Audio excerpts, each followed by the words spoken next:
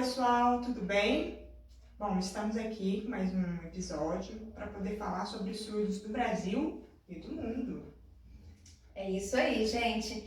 A gente fala aqui o tempo todo, né, da vivência do surdo, como que é aqui no Brasil em relação ao trabalho, ensino. Mas você já parou para pensar como que é ser surdo fora daqui? Acho que a gente podia bater um papinho desse, né? E será que assim, é a mesma quantidade, né, que aqui do Brasil? Como será que funciona isso? Se eles se comunicam da mesma forma que daqui do Brasil? Será que é igual? Vamos ver um pouquinho sobre isso? Então, parando para pensar sobre isso, né, sobre as línguas de sinais, a gente vai começar a falar um pouquinho dos tipos. Por exemplo, tem a língua de sinais americana, francesa, tem de Portugal, tem de vários países têm a sua Não é língua. universal, né? Todo mundo pensa que é universal, mas a Libras, ela é unicamente brasileira. Igual nós falamos, né? O português é brasileiro. Cada país tem sua língua. Então, cada país tem sua língua de sinais. Exatamente. E aqui no Brasil, ela começou a ser a língua brasileira de sinais, né, a Libras, começou a ser oficial a partir de 2002. Um pouquinho nova, né? Mas assim, estabeleceu, ficou oficial e é a segunda língua aqui que nós temos no Brasil. E é uma língua que pode ser assim, falada, traduzida por várias pessoas, né? Pode ser utilizada por ouvintes, surdos, só pela comunidade surda ou não. Então, várias pessoas podem utilizar e falar através dessa língua. Isso é muito bacana. Sabe uma coisa assim que, apesar de 2002, às vezes a gente pensa, já tem muito tempo de reconhecimento, nós achamos muito pouco, né? Mas são muitos anos aí de reconhecimento. Mas a realidade é que ainda falta respeito, ainda falta utilização no dia a dia. Poucas pessoas têm interesse em aprender ou têm acesso. E essa é uma realidade aqui no Brasil, né? De locais públicos não terem acessibilidade em Libras, escolas não terem acessibilidade em Libras, é uma realidade. E assim, por falar em realidade, é a realidade do surdo, no sentido de é a primeira língua dele, né? Quando a gente fala assim, é a primeira língua, para nós, né, que ouvinte, assim, qual que é a primeira língua? Português. A gente cresce, né, o pai, a mãe estimula ali para poder aprender o português. E qual que é a língua do surdo? A Libras, porque é uma língua visual. É natural, né? Isso, exatamente, natural. Então, assim, forçar o surdo a aprender o português sem a primeira língua dele, nossa, é um sofrimento danado. Isso porque na história do surdo, da educação do surdo, aconteceu isso demais.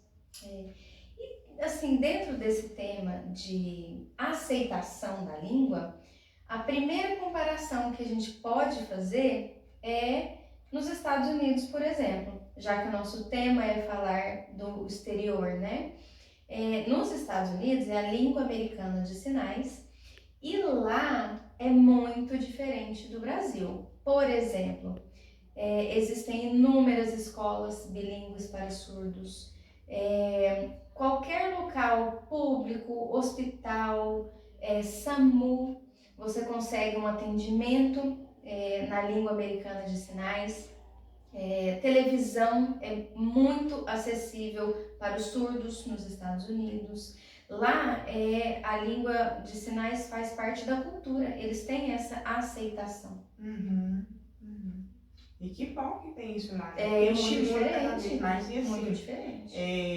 A gente percebe que a aplicação da acessibilidade é de fato feito lá, né? Sim. Então isso estimula, eu já até ouvi falar que tem faculdade, Professores que são surdos, e aí isso facilita muito para o desenvolvimento da pessoa surda. Sim. Então isso é muito bom. E ter essa estimulação até mesmo da questão da escola bilíngue também é um estímulo para a pessoa surda, porque fica mais acessível, né? Pode aprender um curso, pode fazer uma faculdade de forma bilíngue, não precisa, né?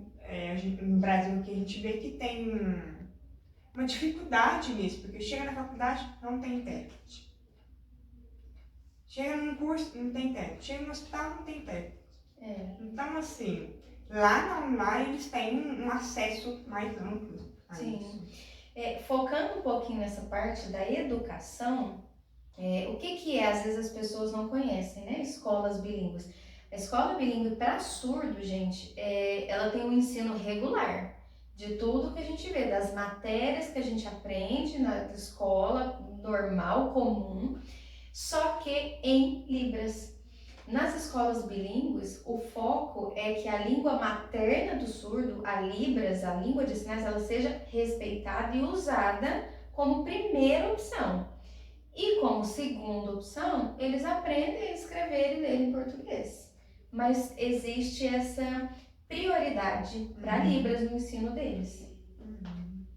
Isso mesmo.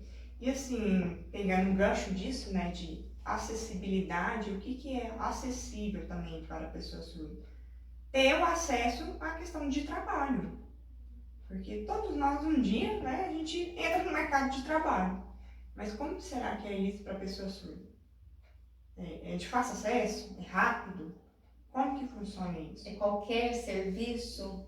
Exatamente. Então, assim, quais as vagas, né, destinadas, o salário é igual a outra pessoa que está ali. Hoje a gente tem, né, as vagas PCD, né, pessoas com deficiência, e muitas vezes a gente percebe baixo salário e vagas destinadas a coisas assim, mais maquinário, né, de mão mesmo, uma coisa mais de manutenção.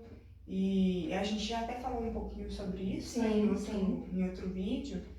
E assim, no Brasil é raro a gente ver, né, um surdo que é gerente, que tem gestão de pessoas, né, que é do RH. E são áreas, assim, hoje a gente vê que são áreas altas, né, que demanda de muito trabalho, mas que o surdo tem capacidade para poder estar nessa área, se desenvolver nessa área.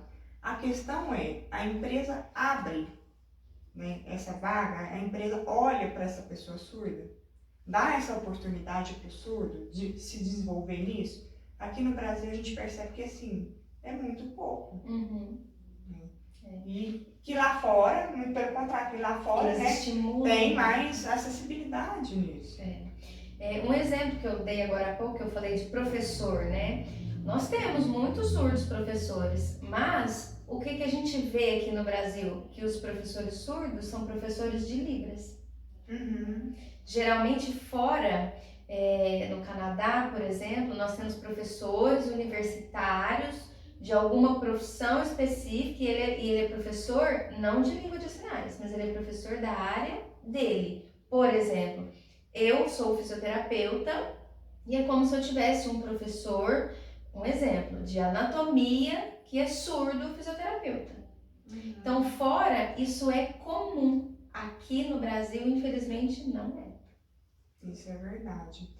E uma coisa que avançou muito, que a gente percebe que tem mais assim lá fora, e aqui no Brasil também está trabalhando, né, se desenvolvendo, crescendo um pouco mais sobre isso, é a questão da tecnologia. O que está dentro dessa tecnologia? Não é só o celular, né? Mas assim, a tecnologia assistida, né? É esse nome mesmo, né? Assistida. E assim, é o uso de aplicativos, é o uso de intérprete, ter isso mais acessível. Isso facilita e muito. Jornais no exterior têm intérprete, as mídias digitais todas têm legendas. Eles têm, inclusive, alertas visuais, por exemplo, alerta de tempestade, o que às vezes para nós pode ser um sinal sonoro, um alerta sonoro. No exterior é comum ter um sinal visual, um estímulo visual. Isso é muito interessante, né? Às vezes tem gente que nem pensa nisso, né? E a gente é feito dessas, eu fico pensando assim nas sensações, né, que a gente tem. Porque a gente não tem só o ouvido, né? Tem o olfato, tem o visual, tudo isso. E para o surdo isso amplia, é mais sensível.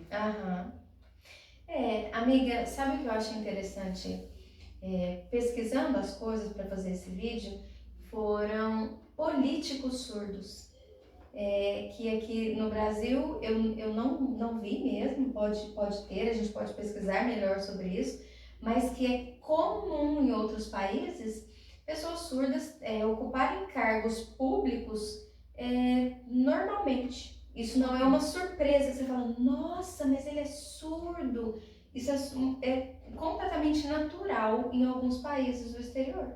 Que bacana isso. Ai, sabe o que eu lembrei? Uma coisa que a gente já falou, mas eu lembrei agora.